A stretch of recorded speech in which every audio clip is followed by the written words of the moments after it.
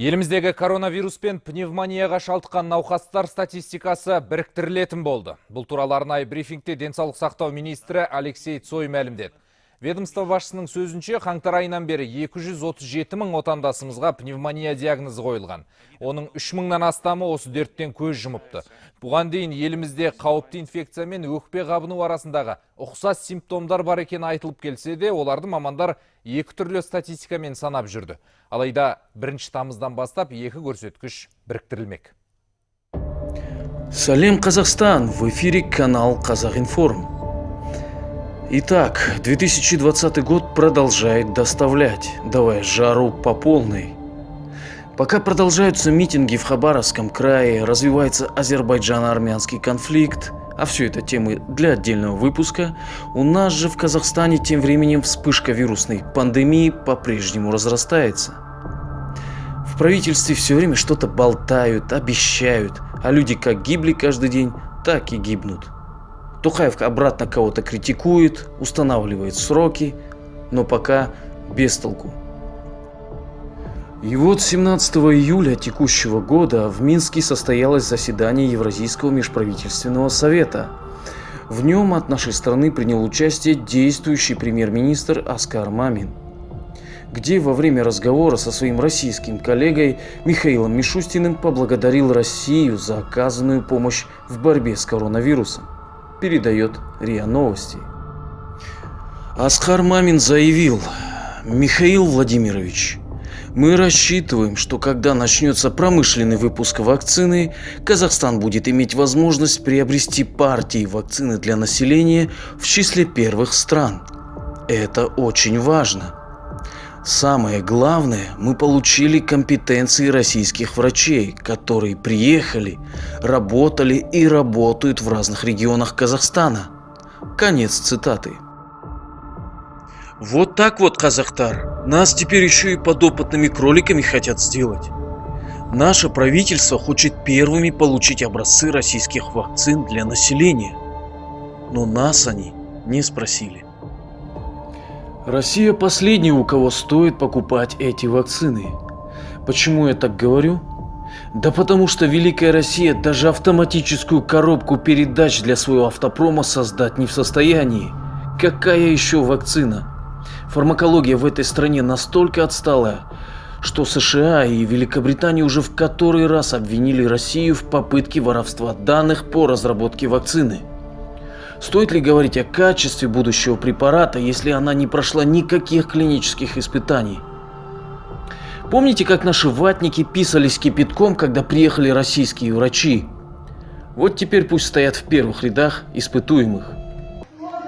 Меня на скорой помощи привезли в 6-ю инфекционную больницу, которая закрыта под коронавирус. Значит, это моя палата. Сейчас попытаюсь вот просто снять. Посмотрите, это палата, в которую меня поместили. Это кровать, в которой мне сказали лежать. Я не знаю, кто на ней лежал дальше. Мне сказали, что это свежая кровать. Посмотрите, господин Руденя, уважаемая госпожа Максимова, депутат Государственной Думы. Смотрим, как лежат пациенты. Смотрите, Единая Россия, депутаты. Круто.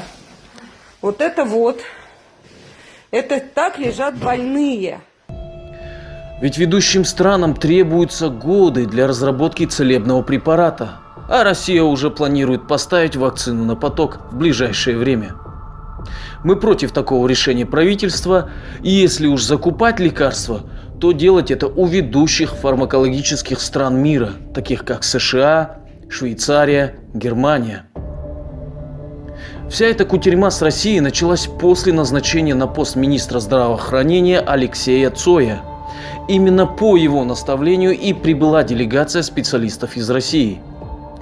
Алексей Владимирович Цой, к слову, закончил Высшую школу корпоративного управления Российской академии народного хозяйства и государственной службы, внимание, при президенте Российской Федерации и Международной академии бизнеса. Совпадение, не думаю. Думаю, здесь есть над чем поразмыслить. Также важно отметить, вчера профессор Национальной академии наук Казахстана Вячеслав Локшин сделал заявление, согласно которому карантинные меры в стране следует продлить до конца этого года. Вот небольшой отрывок его интервью телеканалу Атамекен Бизнес, в котором он объяснил, что и как. Ссылку на оригинальное видео я оставлю в описании. По-хорошему, мы очень правильно объявили карантин, чрезвычайную ситуацию. Я не очень понимал, зачем блокпосты надо, но было. И ее надо было отпускать очень медленно, потому что рост заболеваемости, тот, который мы имеем сейчас и который мог бы еще больше, ни одна страна мира не может его сдержать. Но смысл карантина в именно постепенном, так сказать, создании вот этого иммунитета коллективного.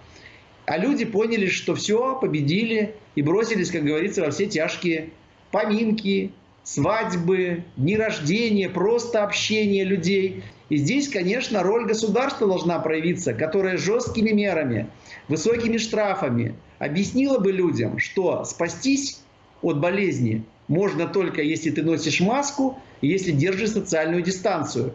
И поэтому, конечно, сегодня очень правильная мера, что мы продлеваем этот карантин, и он должен быть продлен, с моей точки зрения, более лояльно до конца года, по идее. Кстати, помните аудиофрагмент некого Лёши из моего предыдущего видео о коронавирусе, который рассказывал о том, что нас закроют на карантин на 2 недели, а в дальнейшем предложат продлить его до конца года?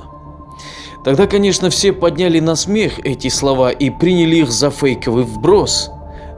Но как бы ни было забавно, сейчас так и происходит. Уж не знаю, есть ли в этом какой-то замысел властей и спланировано ли все это, но перспектива быть загнанным на карантин до конца года, мягко говоря, удручает. И в завершении насчет российских врачей и их вакцины отметим. Если уж в России такое отношение к своим больным, как мы видели на видео, чего следует ожидать нам?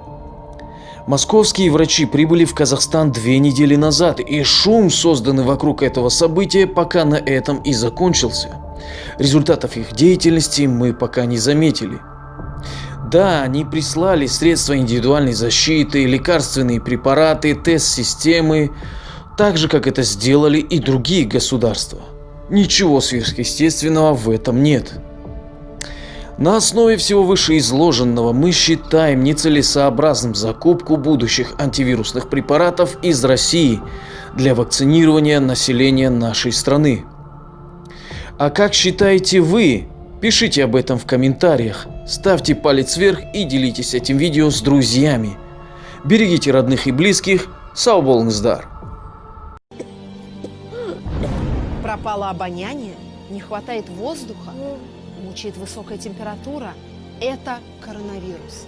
Но беспокоиться больше не нужно, потому что выход – прими поправки.